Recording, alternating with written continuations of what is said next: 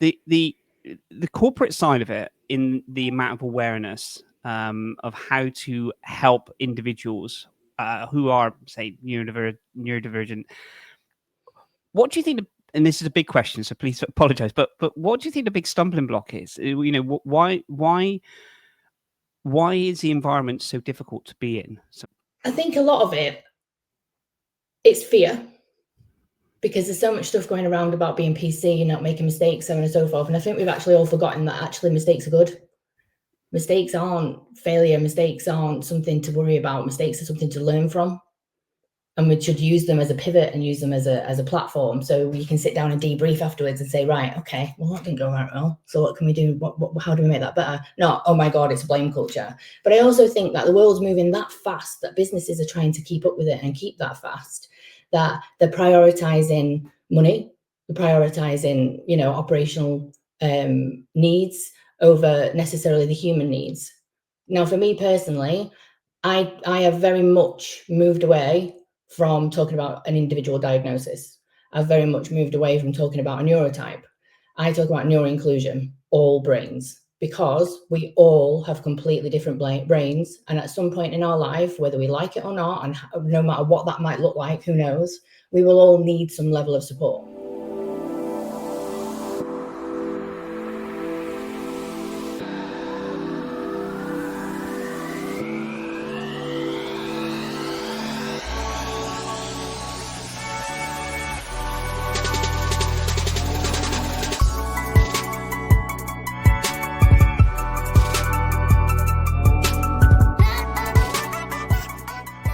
Talk about kind of what was the kind of the why? What was the moment when you thought, actually, I need to create this because this is bigger than me, and there's more people that need to hear this, and what was that kind of why moment? Was it because you said you've worn many hats, you've been in incredible roles within you've done. At what point did you realize I need to make a change? I need to not just for you but for others. Well, I like to put it in. I like humor. To explain things, because I think it makes it easier and more palatable, and it's easier for me to deliver, because I do have a very dark sense of humor, considering I'm from a military family and I'm ex-military, etc. So I call it the cheese falling off my cracker. When I left the military, I had a mental breakdown where the cheese fell off my cracker. And mental health is a complex beast, and it was for many, many reasons, but the straw that broke the camel's back, shall we say, I don't even understand that saying, by the way, but it is a saying, was not being catered for. Was number one, not understanding my own needs, even though I was a fully qualified SEND teacher at the time, but number two, not being catered for when I asked for it. And it was that's how I ended up with a women veterans community as well. It was isolation, it was being alone, it was something I needed. So it wasn't a completely selfless act. I built something that I needed because I knew I wouldn't be the only one that did. And everyone I ended up speaking to in my community and in my network, and as it grew larger and larger and larger, there was so many of us saying the same things. And I've always been a bit of a doer. I'm very operational. So I thought, I'm going to do it. And to be fair, it was a bit accidental. I wrote a blog, it went viral, and then the wheels just kept on turning. And it's the only blog that's gone viral. So, if you want to read my blogs and make others, please do. Absolutely. And we'll share this. We've got some incredible links that we'll share after the show. So they'll be on the comment section, and we'll put them in different places as well. But how do you look after yourself? Because when you are the doer, as in, you're the person that's 100 miles an hour and you're like, I want to create in this. How do you look after yourself to make sure that you get to that point where actually, you can kind of, because I guess, Ria, there's once you create something and it goes viral, whether we intend to or not, we take on a lot more responsibility, because then people feel that actually you are the person who I go to for advice, and then you're like, okay, and then how do you deal with that weight of, I use terminology weight, but how do you deal with that responsibility and continuously serving, I guess? At first, I didn't. At first, it was very much the mentality that I've always had of keep going, keep calm, carry on. That's been something that's probably started to come into play in the last couple of years, but very much so this year. This year's been really hard for me, personally, from a personal perspective. Number one, because we've had some things going off at home with my husband's health. which is unusual because he's normally the glue. And so I had to swap roles and I became the glue. So that was a new responsibility. But also because there's been a lot of personal growth and a lot of learning, and that's not always clean and tidy. It's that sometimes the most personal growth you can have is quite painful. So this year's been very up and down. I actually built the I Am Hub, did a big fancy launch, then tore it down and rebuilt it again. And I've done that a couple of times because I was trying to get what I wanted, but I wasn't sure what I wanted. And I think some of that was I'd been hiding from some of the things that I love, such as learning and education, because I actually had a difficult time in education. That's when my mental health went down. So I think I hid from it for a while. So I was actually trying to run my business based on something else. I don't know what it was, which was the problem. And actually I was coming back to this by accident, because my way of regulation and my way of relaxing, believe it or not, is to research and write and read white papers. I find that relaxing. I enjoy that. So I ended up about 18 months ago thinking to myself, when I delivered a session, and I got great feedback, but I didn't like it. And I've delivered more of them since, where I just thought, this isn't working. I can see people switching off. I'm delivering it and I'm switching off. And then I've been in sessions where I'm sat there and I'm thinking, I can't sit still. This is really boring. I don't even know what they said 5 minutes ago. And it's not because I'm not interested in it. It's because it's just not working for me. So I started to have a look. And I started thinking to myself, well, how do we actually consume information today? How do we do that? And I ended up on this path. But this path has led me to this point where now I've started putting boundaries in.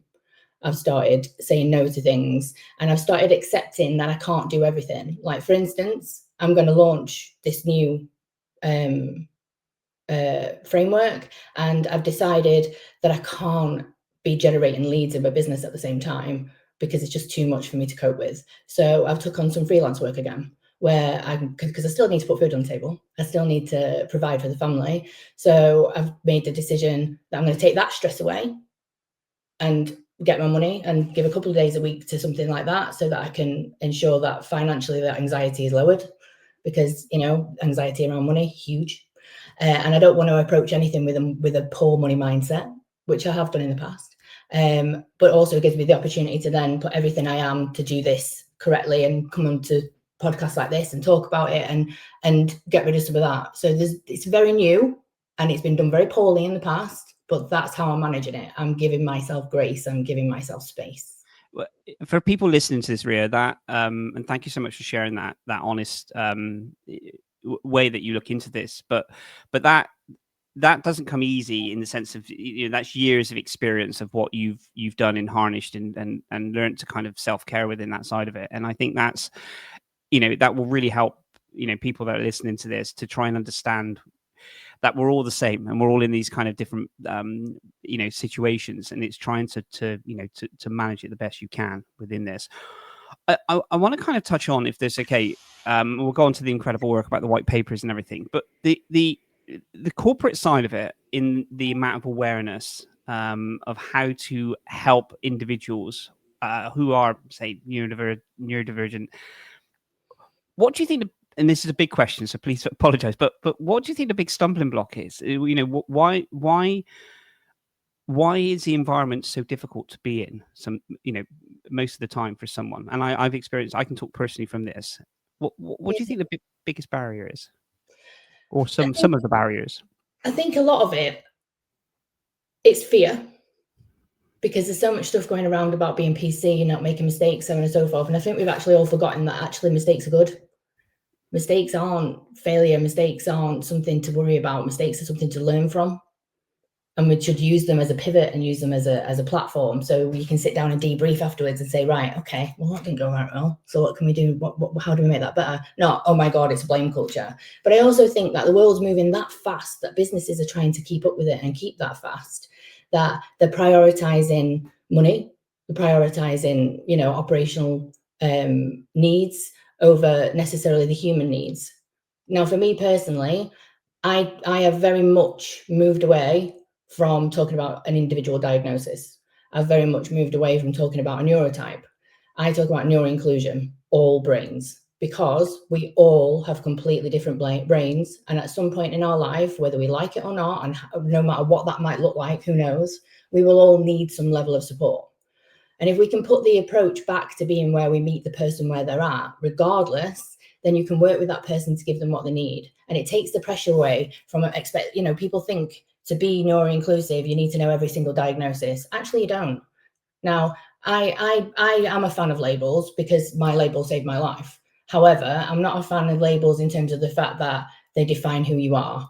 For me personally, I believe, this is a personal opinion, I believe that a label is for the individual, so that the individual can learn, grow, and do what they need. But you don't necessarily need to know what my labels are to support me as a leader.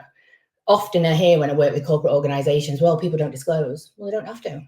It's their choice too. They don't have to disclose to you, but you can still be neuroinclusive. You can still work with that person and support them and give them what they need.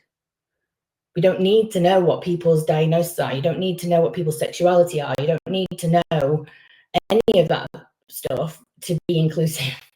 You just need to work with that person. And I think if we can go in with that mindset and that mentality, it can get away from some of the fear of thinking, I need to understand every diagnosis, I need to be this. I remember as a teacher, you weren't just, I used to teach engineering, mainly engineering, maths and electrical engineering, but then I suddenly had to start learning about British values. I had to learn about prevent, I had to learn about safeguarding, I had to learn about female genital mutilation, I had to learn about all sorts, CAMs, all sorts of different things on top of what I was already delivering, and it was overwhelming. But we're also doing that to our leaders, and we're also doing that to our managers. It's not about you being the next. You don't have to be a doctor.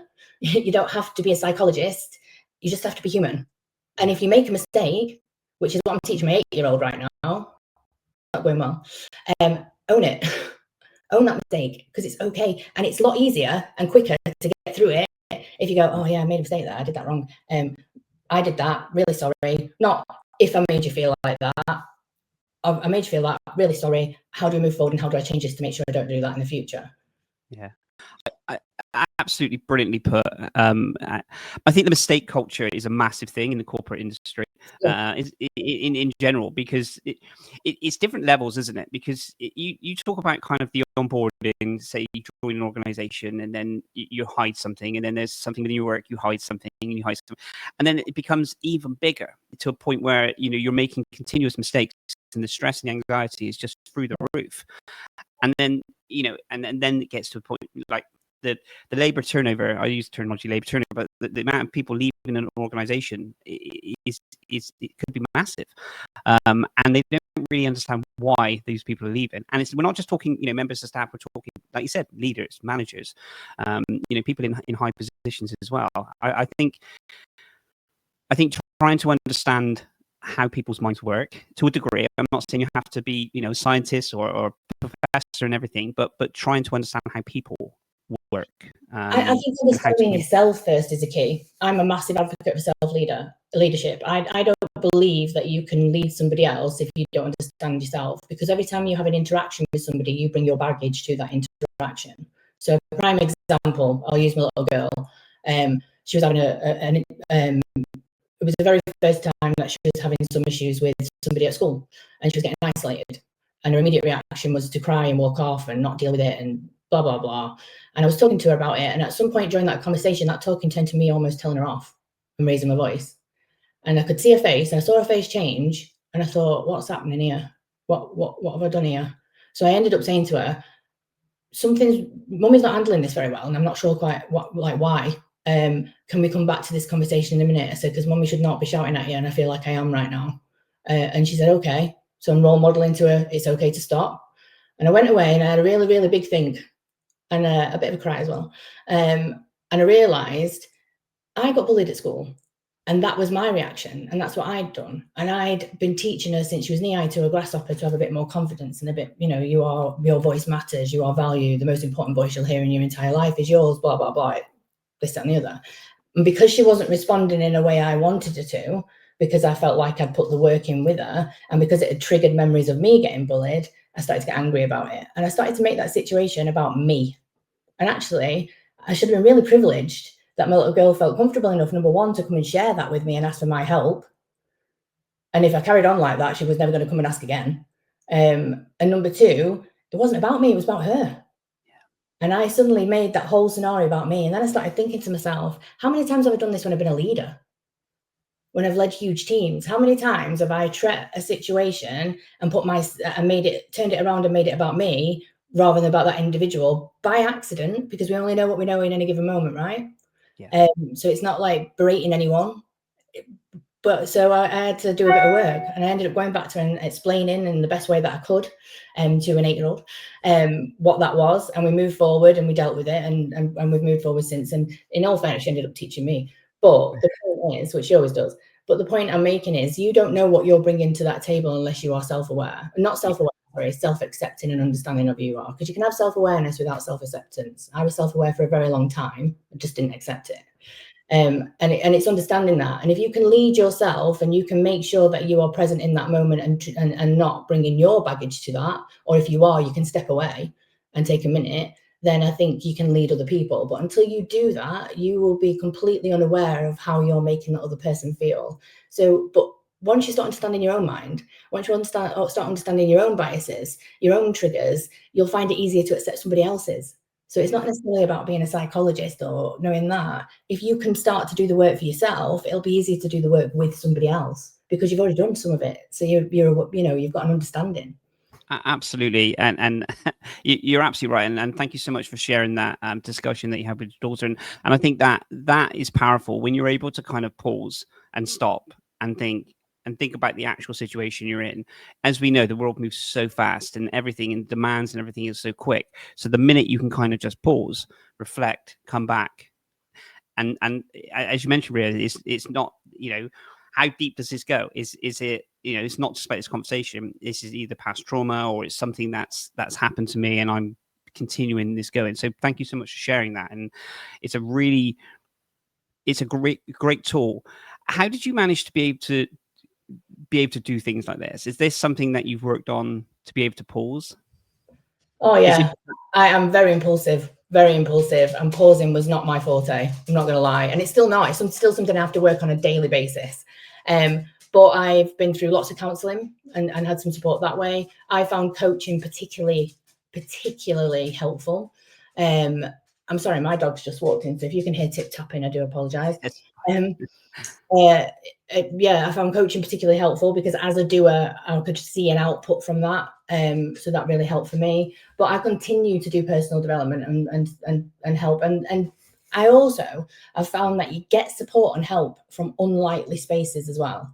So don't, recently this year, I've had some support from individuals that I've only just met for a start. They're also a lot younger than I am, but very wise in certain areas and scenarios, and have opened my eyes to bigger things. So it's about looking for those lessons everywhere, not just from, professionals or particular spaces. I've been a lot more open, I think, as well, and a lot more vulnerable. I go for full, honest transparency now because that works for me, because otherwise I'll create a whole catastrophe and story in my own head that hasn't even happened, but I'll have made it. And then by that point, I've believed it and it becomes a nightmare. So for me, I like to use complete, honest transparency. And humor is a massive thing for me. Humor is pretty much what's got me through, I'd say, all my life, really, the humor element. How important then is community for you, Ria? Because you talk about support side of it, and I love the fact that you said, you have support sometimes in things that, in people that you wouldn't expect that you'd have that support, or how important is community for you? Because I feel we have a community. I've built a community, whether somewhere along my journey, I've been very humbled and fortunate to create a community. How important is it to you? If you look back at history, we are tribal. We thrive on being with other people. Again, this is research. Living in isolation can actually take up to 7 years of your life away. You can live 7 years less than somebody else, according to research and evidence. That, when I read that stuck in my brain. And I mean, really stuck in my brain like a neon light. We are not meant to live in isolation. We are not meant to be alone. We are meant to be a community. And you hear the sayings and it's become a bit like live, love, laugh sort of thing, but it's actually really true. We are actually stronger together. If you want to move a mountain, you're less likely to do that on your own than what you are with a whole team and an army of people behind you. Yeah, I completely agree. I think we it's difficult, isn't it? Because I crave sometimes that kind of to be around people, and then I obviously crave the alone time Oh yeah, there's that I definitely have. days of smart people. There's But definitely days out. but generally, yeah, I think, you know, would you say that, you know, I didn't realize how good I was, and I use terminology kind of outsourcing. I didn't realize throughout my entire life how good I was at outsourcing, and I didn't mean to. So throughout my whole kind of, you know, childhood, I was kind of outsourcing people to help with, you know, to do things, and then throughout my entire corporate career, I didn't realize how much I outsourced. So people would do certain tasks for me to kind of help, but it wasn't. But it was done in a kind of humorous way, in a very kind, caring. You know, oh, you wouldn't mind doing this and this, because I didn't realize that. You know, until like 36, dyslexia. But I think we're so good, really, in that way of being able to kind of outsource and have people to help and this, but we have to put those barriers down to be able to ask. Would you say? Yeah, I used to really struggle with asking for help because I felt like I had to do everything myself. I had to achieve. I had to, you know, I had to prove that I was good enough. But I realized that I was actually only proving that to me, because you're not as important in everybody else's world as maybe you think you are. And I know that sounds rude, but when what you might be thinking that other people are thinking about you, they're probably thinking about what ketchup they're going to, you know, what flavor sauce they're going to put on the chips. They're not really thinking about you. You're thinking about you. And that was a big hurdle for me to get over, I think. And once I got over myself with that, which can be considered quite narcissistic, but I think we all do it. But I think once you can get over that, then you can get over the barrier of saying to somebody, could you help me? But you don't have to put it, you know, can you help me? It's like, oh, you're really good at this. Do you fancy doing this bit for me? And I'm quite good at this, so I'll do that for you. So it can be like a transfer of skills, even, if that would Yeah. make you feel more comfortable to start with. Yeah, I think, and then what you don't anticipate really is then you're helping, while they're helping you, you're helping them, because you know they're growing in different ways as well. But Yeah, exactly. I think it you know, in the world we live now, it's very difficult. Everything is transparent, so everything's open within this side of it. So it does allow it to be a little bit more difficult when we do make mistakes, and have that confidence to, as we mentioned, you know, earlier in the talk about having, you know, making a mistake. I feel that, you know, the more mistakes we make, you know, the more that we grow. But it is that fine balance, isn't it, to be able to have a support network around you, or to kind of think to yourself, you know, to lift you back up. Because I can imagine if you're being hit, you know, so many times, it does take a certain amount of strength within our minds to really kind of think, actually, this is, you know, I just need to keep going, and balance all the other things. Yeah, that's right. It does. It's not. I've not met anyone who doesn't say this. And if there is anyone out there who doesn't do this, then I'd love to meet you. But we are our own worst critics. And some of the things that we will say to ourselves and some of the standards that we hold ourselves to are absolutely abhorrent. And we would no way, in any way, shape, or form, ever inflict that upon somebody else. Yet we will happily inflict that upon ourselves. And I am a massive culprit for that. And I think sometimes you need to have those people in your life that know that about you, that you can be that open with, and say, you know, are aware of that, so that when you do fall, they can help you get back up. Yeah. Because sometimes you will keep yourself down. I have been terrible for that in the past, where I will hold myself in a cage because I'm not good enough, or I'm going to get found out, or should I even be in this room. I mean, I did it not so long ago. It's not something that goes away either. It's not something you get over. It's just like you can't cure, you know, being neurodivergent, how your brain works, can't cure ADHD. It's not something to be cured. You can't take those feelings away, because we're human and we're emotional, and we're always going to be. And our brain, as much as it is a wonderful, very complex beast, it will always try to go back to default mode because it's the easiest thing. So if you think about sand, right? If you keep making a pathway in the sand with your finger, and you've been doing that for about 100 years, well, 42 years, 100 years is stupid because I'm not going to live to 100. Well, maybe I will. But so 42 years. So say I started doing this when I was 1, so 41 we'll go for. That line in the sand is going to be intense. It's going to be deep. It's going to be there. It's going to be setting. Even when the tide comes in, it's probably still going to be there when it goes back out.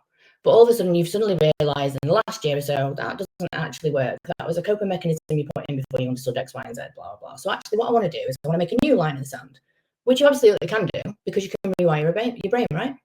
So you're next to it, you're building this new pathway with your finger, but it's still you. So the tide comes in, washes it away. So you've got to keep going until you get that really deep indentation. But then something happens really quick. You're in a bit of a fluster. You're not sure what's happening. And automatically, or you might be having a tough day, or you're tired, or whatever. You're hungry. Whatever it might be that stops you from maybe being on top form to do that thinking, and that pause, stop, wait. And your brain will go, well, this path is already set in. I know how this one works. I'm doing it.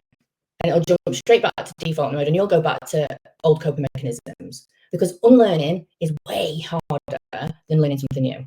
Way harder. And your brain will automatically jump back to that. But the skill is to go, oh no, I've gone back to old ways. That didn't work. I made a mistake. Okay, let's get back onto that path and keep digging back in. Yeah. And that's really hard, especially when you feel like you've done something wrong, because you're like, oh my God, I've done all this work and I've done that again. And I do that to myself all the time, but it's having that with those people around you so you can have that conversation with them and to remind you, well, yeah, that's how your brain works. That was a coping mechanism that you had for years, and your brain understands that. So its immediate response is to go to what it knows. But that doesn't mean to say that next time you can't choose a new path. And it's just about doing that. It's just about that constant reiteration, that constant control, alt, delete, refresh, whatever you want to call it. It's absolutely fascinating. I love the analogy you put on there, Ria. I guess we are, we're talking about terminologies, the straw that broke the camel's back. Yeah. We are. Yeah. And I'm going to use another one that, we're a creature of habit. That's brutal. Yeah. So if you're listening to this, you're not from the UK, I'm not too sure how these translate. Yeah, but there's some things that we say which are very strange. Yeah, and the terminology kind of, we're a creature of habits, and I guess routine as well, and I think routine is good. The fact that we get up and shower and brush our teeth and stuff like this, but it also comes with routines of things that we do every single day, isn't it? And I guess having that kind of breaking the mold, so to speak, and doing something different, to get that kind of different outcome. I don't say everyone does this, and I guess this is why we maybe stay in a job for the same amount of many years that we're not enjoying, or we're staying in a certain scenario or something else like this. How do we get to that point where that we can make those small increment changes to start building different pathways? I think it's different for everyone. I don't think there's a specific, because everyone's so different, and everyone's brain is completely different, and everyone point in their life is different. I think it would be really difficult to give you a direct answer for that. Absolutely. I think it's something that just comes with time and with learning and from mistakes. Most of the stuff I do well now has come from a plethora of mistakes, not from successes. And I dare say I've not learned that much from a success, because my brain goes, okay, that worked, that was great, move on. Next, what next? I'm not very good at celebrating them, so I'm trying to remind myself to celebrate when things go well. But mistakes, they'll sit with me, because RSD, it's like Star Wars, the Force is strong in me, and that's a huge battle. But I've found for me personally, it's been explicit honesty about that, not just with other people but with myself. And it's been an ongoing journey that I don't think will ever change. And I think I saw something about this the other day, so it's quite interesting that you give me this platform to actually talk about it. And I had this conversation with somebody the other day where they were saying that they are coaching somebody who is an ND assessor, a neurodiversity coach, blah, blah, blah, and they're having neurodiversity coaching, which seems ironic. And I was like, no, not at all. Not at all. Because that for me would not put me off working with that person. In fact, that for me would probably make me want to work with that person more, because it is an ongoing journey and everybody needs support. And if they're aware of that and they're putting the work in for themselves, and that doesn't mean to say they can't help me. In fact, that probably tells me they can help me more, because they're aware it's something that they need to continue with themselves. And I think that's a really honest thing. So for me, it's about knowing that it's not an end game. It's not a destination. I hate this phrase. I'm going to say it really cheesy. That sounds like on a Hallmark card, but it isn't a destination. It is a journey, right? It is something that is just continuous. That's going to happen. And I can't believe I've just said that on there, because I really don't like it. Anyway, it is something that is continuous, and you will take 2 steps back and 1 step forward, and so on and so forth. It's not linear. And I think sometimes the acceptance is to give yourself that grace. But I don't think you can give a specific time or place when someone gets to that point. I think it's individual for that person. And I think it's also about who they surround themselves with. Hey everyone, I'm Darren Clark, and I'm really excited to welcome you to this course on Neuroinclusion. Over the years, I've founded several businesses, spoken on stages around the world, and worked with organisations like Nike, Disney, Barclays and HSBC to help them build more inclusive workplaces. But the heart of everything I do comes back to one thing: helping people see neurodiversity not as a challenge to manage, but as a powerful part of human diversity. Throughout this course, we're going to explore practical ways to make workplaces fairer and more inclusive. From recruitment and onboarding to communication and well-being. It's not just about policies or processes, it's about culture. When teams understand and value how different people think, everyone benefits. My hope is that these lessons give you the insight, confidence and real-world tools to take back your own workplace. The other thing you mentioned on there as well, Ria, is about celebrating success. How do you deal with that? Because I don't. Because you've achieved so much and you are yet to achieve even more. But like you mentioned, and I hear this from many people before, someone said to me, like, when is enough is enough? And I said, it will never be enough, because I still want to learn and grow and achieve and give and all the other bits and pieces. I feel like I always say, my analogy, God, if anyone's listening to this, they'll be like, oh, there's so many analogies and quotes from different things. I love it to quote me. But I always say, I always wake up like a sponge every single day. And I always think to myself, I want to go to bed and know that I've learned something today, or I've done, it's like 5 things. I won't go into them, but there's 5 things that I tick off every single day that I want to have achieved. And these aren't like, massive things, but they are all stepping stones to build up for something. But within that, I feel like I want to be able to learn something today. And it could be the smallest, tiny little fact or a saying, or it could be something much bigger. So that's kind of how I think to myself, like, how I kind of achieve things. But when do you think you'll ever get to a point, Maria, where you actually take a step back and think, wow, I've achieved this. I've helped those people. I've done this. My husband asks me this question all the time. Because my husband is like the epitome. He's like the poster boy for mental health. Is so squared away, which is probably really good for me, to be fair. And emotional regulation. And even when he's had the toughest year I think he's had since we've been together, like 20 years, nearly 20 years, I think. Don't quote me on that. I always get that wrong. He's still solid. And it's, I think the answer is, I won't. I don't think I ever will. Because that's just not how my brain works. It'll just be something new, and it might not be in the same context. It might not be about learning or education. It might not be about business. It might not be about this. It might not be about that. But there'll always be something, because I am a sponge, and learning is my regulation. Learning is my joy, and I've hid for it for a while. But I've brought it back due to previous, poor experiences in the past. Because what I didn't realize until I started doing my counseling and my coaching, I used to think I was a big fighter. Actually, I'm a big, massive flighter. It just looks, I just fly with style, like Buzz Lightyear. So every time I'm off doing my falling with style, it looks like I'm doing something positive when actually I'm running away. And that's something that I've had to wrap my head around, something new about myself. And I think with that in mind, and going back to what we were saying, I will always strive for something new. I will always strive to learn. I will always want to put my social injustice cape on, which I think a lot of individuals who I've spoken to have a similarity as myself, where we want to save the world or change things. But I've also had to do a lot. There's a con to that, because I've had to do a lot of work about saviorism and being a rescuer, because not people don't want to be rescued. People want to be supported. So be careful with that one. But yes, I don't think I ever will. I think the short answer is I won't. It was a yes or no written. I'm joking. At least I got to talk about Buzz Lightyear, though. Come on.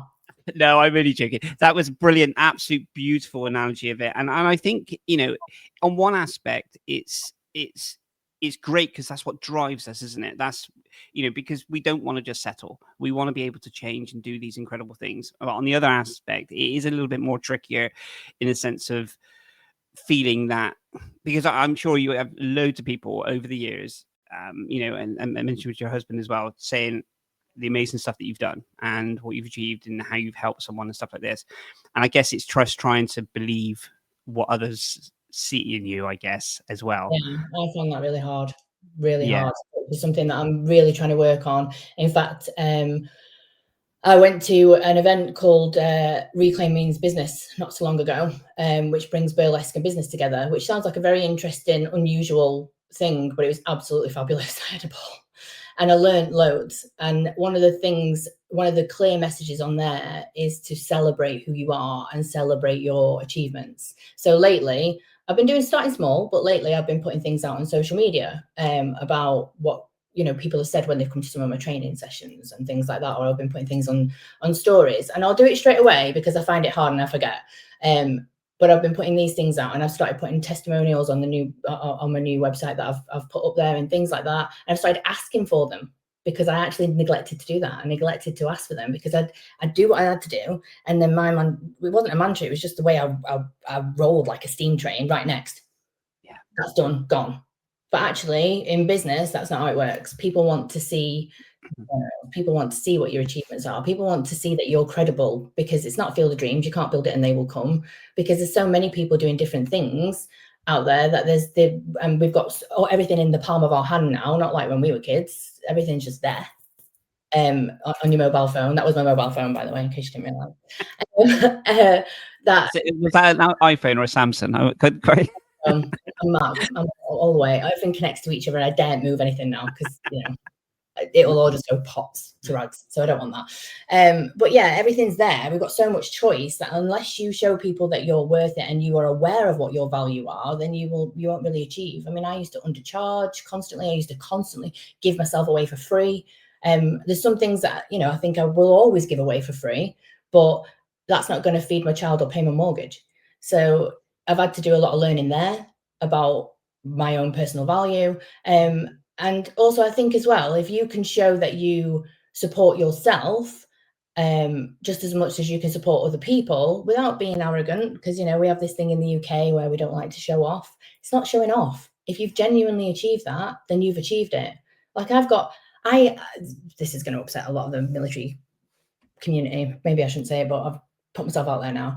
I moved house 2 and a bit years ago, and I packed all my things away, and I still don't know where my medals are. I worry about it sometimes, but I still don't know where they are. I know I've got them. I know they're safe because I remember wrapping them, packing them, but I don't know where. But they're in my garage. That is mental right now, but you can barely move in it. It's a death trap, to be honest. So I'm obviously avoiding it. But every year when it comes to Remembrance Day, and we've got Remembrance Day coming on, and I go to the parade, I want them. I want to show them.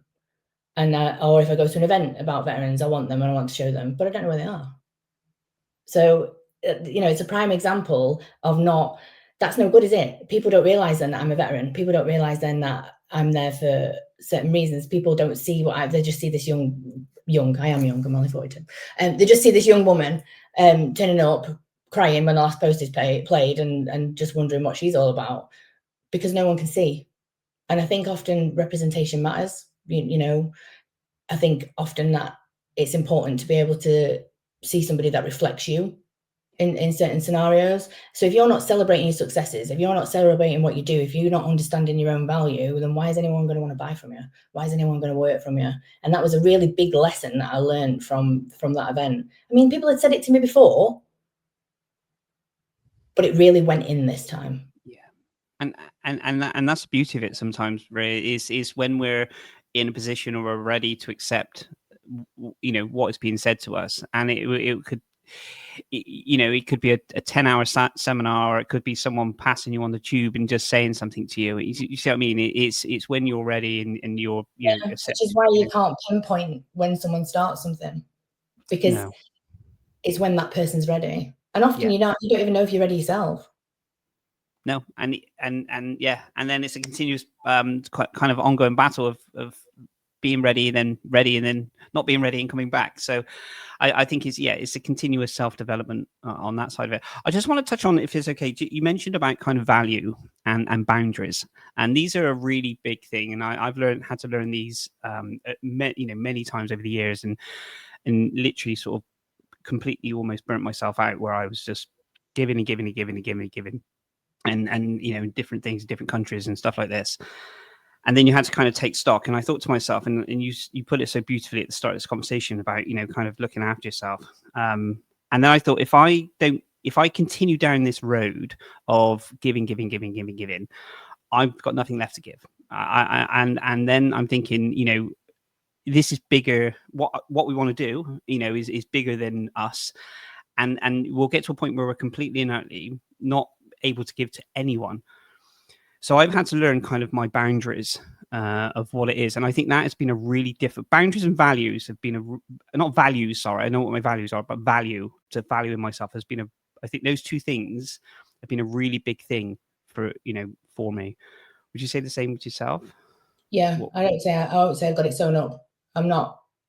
I'm still working on it. Out there that are much better at it than I am, and I watch them in awe. But they are better, and I'm proud of myself for that, because progress, not perfection, right? But I also think that I think it's really important to make a note about this, right? Who Ria was 3 months ago, or even who Ria was 3 weeks ago, to who Ria is today, are completely different people. We are constantly evolving. We are constantly changing. My needs from being 21 to being 42 are completely different. So what my value was at that time, or what I perceived my value to be at that time, or what I should have perceived my value to be at that time, will be different to now. And the boundaries will be different as well. Like, my boundaries are hugely different, especially, supporting my husband with his chronic pain, and my daughter with her own ND, as well as trying to manage my own. So, life has completely turned on its head and changed, and it changes all the time. And I've also got perimenopause, like, showing her ugly face at the moment as well, which is, a new entity. We won't go into that. But you're constantly evolving as a person and constantly changing. So it's never going to be something that's set in stone. So it's always something you've got to go back to.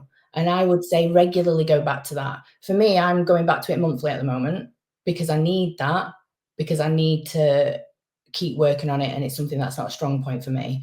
If it's one of your stronger capabilities, maybe look at that quarterly. Just find a timeline that works for you, but it's definitely something that you should always go back to, because you will change, your circumstances will change, your life will change, which will change what your boundaries are, which will change what your value as an individual are. This year you might not have a degree, but next year you might. So again, that's going to change your value. In 2020, you might be just starting a job as a senior leader, but by 2025, you've got 5 years experience as a senior leader. That's going to change your value. So it's something that it's a continuous change. And I think we forget that, because there's always this, what are your values? What's your mission? How much are you valued? What are your boundaries? And then it's move on. Again, no, it's not. It's something that is just constantly that's going to grow with you. Absolutely. I couldn't put it better. Okay to change your mind as well. This is really important. Okay to change your mind. There's things I have said and done in the past, right, that at that time it was what I knew. And now I know an awful lot more, and I've learned an awful lot more, and I've had an awful lot of different experiences, and that's absolutely changed my opinion on that.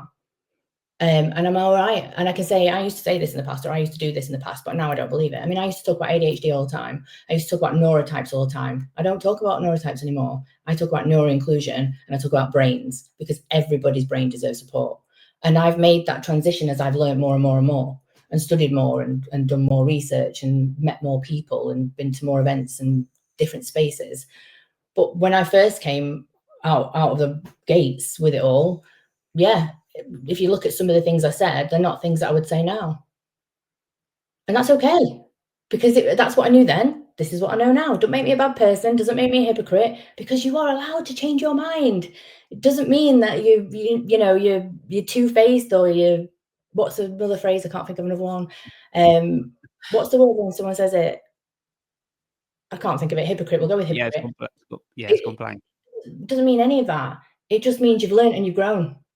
Yeah, I think we continuously evolve, and I love the fact that you said, you can change your mind, and we do. I think generally, if you are still saying the same thing 20 years ago, then something's amiss, and that's fine if that's the case. But it is, it is as Carol's punching on there, a learning journey. We're learning every day. So I completely say, Ria, tell us about what does the future look like in the sense of the incredible work you're doing, and again, how people can kind of get in contact with your organization and your community.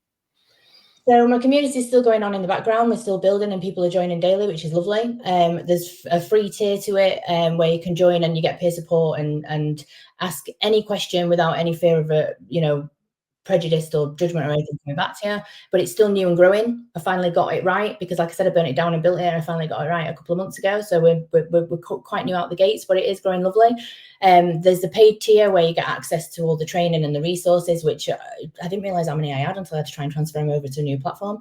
We run Q&As quite regularly. Obviously, I deliver corporate training to organizations, which I've done nationally and globally, some like really big names.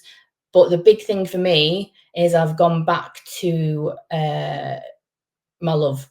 I've gone back to education by accident. Everything that I tend to do by accident is a thing that goes really well. Whenever I do anything intentionally, it tends to flop. But yeah, so accidentally when I was trying to regulate and one of my training sessions didn't go too well, I got great feedback from it, but I felt it hadn't gone well, and I was doing my usual reflection and check-in, and then I started reflecting and checking on everything, and then I was having conversations with people, and then things were coming up on the news about the TikTok era and so on and so forth. And I was experiencing, because I was allowing my own ND to be wild and free and slowly but surely stopping the pretense. So I was finding sitting still for long periods of time or concentrating for long periods of time more and more difficult. I started to learn, started to research. And what's coming next month is an accumulation of 18 months of private work that wasn't actually meant for anything in particular. It was just a regulation thing that grew arms and legs. And I'm going to be releasing a white paper called From Scroll to Skill, which is an accumulation of all the research that I've done, looking at how we consume today and how we deliver and learn today so that we can adapt our training with that. Because organizations are spending billions on learning every year, billions, roughly around 50 billion. Yet only 1 in 5 learners finish the training, especially with digital e-learning and online learning. And roughly around 80% of those have forgotten it within 6 months. Yet we're spending 50 billion on it. Wow. But the problem isn't people. It's not neurodivergence. It's not focus. It's design that fights our brains actually work. That's the issue. And what I've done is I've looked at all the science, because the working memory can only handle around 4 chunks of information at once before it starts to crumble, right? And all the science was already there, but it's the same old story. So I did what would be considered a stereotypical neurodivergent person. And I put lots of puzzle pieces together and created an operational system called Built for Brains.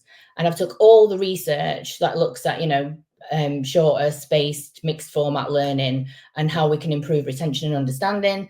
And I've created a framework that's not only really simple to use and has been independently audited recently by an individual, and I used online software to help me with that as well. And the feedback that came back from that was that it's set to reshape neuroinclusive learning design. I cried, I didn't expect that, to be honest. But yes, this framework not only does that, but it's measurable. Amazing. But not measurable in terms of the fact where, you just get, how many people have finished it, how many people have done this. There's lots of there's some real genuine things in there that will be able to support continuous growth and learning. And we're going to be launching the pilot in January. So I'm looking for founding partners as well, which is going to be, so there's a founding partner program that's going to launch with it.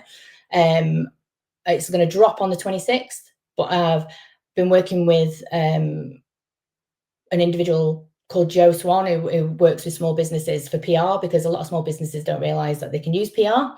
Turns out we can. we're putting out a mini press kit. How grown up does that make me sound? I'm going to be putting out a mini press kit next week to give a bit more information on that, and to obviously get people to see me. So it's not field of dreams, build it and they will come. I'm actually getting out there and telling you who I am and getting this done properly, because it's not about losing attention. It's about how we keep somebody's attention and how we feed that. We're in an era at the moment where the average adult, UK adult, spends 4 hours, 20 minutes online daily. Like 18 to 24-year-olds, that's closer to 6 hours. And we consume using, short bursts like TikTok and things like that. So that's where it kind of gave from, because we observe about 74 gigabytes of information a day. That's the same as reading 16 novels. So it's not the case that we haven't got attention, because we're taking in 16 novels a day, right? I'm absolutely fascinated by the. I'd love to see the continuation of the white paper and this topic of consuming that kind of information. And when you look at your phone, you can see the hours that you spend on there is just absolutely mind blowing. Ria, we will put all the links to everything that you're doing on our show piece, but I cannot, honestly, I thoroughly enjoyed this conversation. I feel that we could talk for hours. The incredible work that you're doing, but I do want to just say thank you so much for being an incredible guest. Thank you for doing whether you hopefully you do take this as self-praise but I think you are doing incredible work. You've done incredible work. You built community and you're helping serving so many people, and all I can say is thank you, because it means to the world. But it's been really lovely to have you on the show, and I wish you the very best for the future. Thank you very much. Number one, thank you for having me. I'm very excited to have been here. I was a bit nervous actually, which meant I was obviously excited. And yeah, right back at you. I've been following you for quite some time. Mini stalker in the background. Now we can be proper friends. Absolutely. Ria, thank you so much, and we will speak to you soon. You take care. Thank you again. Thank you. Bye.